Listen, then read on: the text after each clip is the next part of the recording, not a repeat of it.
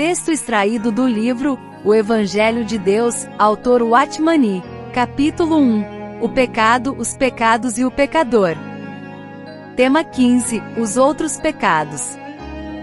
Em Romanos capítulo 3, versículo 3 lemos: Pois que, se alguns foram incrédulos, a sua incredulidade aniquilará a fidelidade de Deus?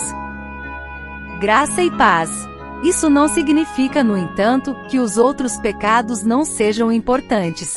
Todos os pecados trazem consigo punição. No Antigo Testamento, os que não amavam a Deus cometiam muitos outros pecados espontaneamente. No Novo Testamento, os que não creem no Senhor também cometem muitos pecados espontaneamente. Deixar de amar a Deus e recusar-se a crer no Senhor são os dois principais pecados.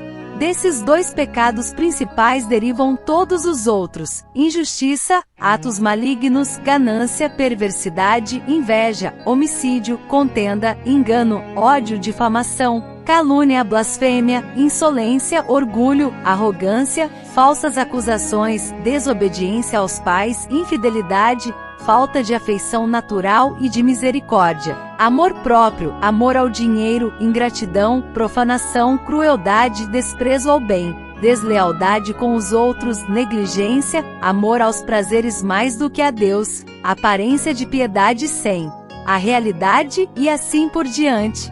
Nenhum desses, contudo, é o pecado mais sério que o ser humano pode cometer, embora diante de Deus ainda sejam considerados pecados. Infelizmente, o homem não percebe que esses pecados derivam de um pecado principal.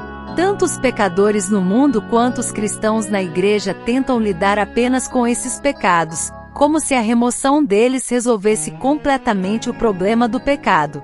Contudo, esses pecados ocupam apenas um lugar secundário na Bíblia. Imaginemos uma situação impossível.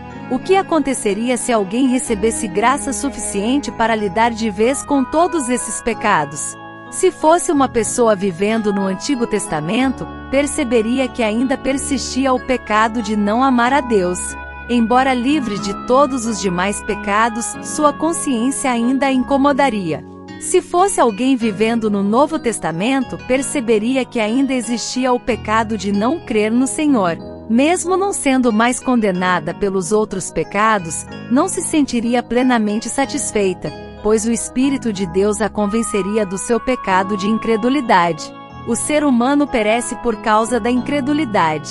Ela faz com que a punição por todos os outros pecados recaia sobre quem não crê. A razão imediata da perdição humana são seus muitos pecados. A razão última é o pecado da incredulidade. Por isso precisamos nos preocupar com o pecado da incredulidade, sem, entretanto, negligenciar os outros pecados. Graça e paz. Jesus Cristo é o nosso Senhor.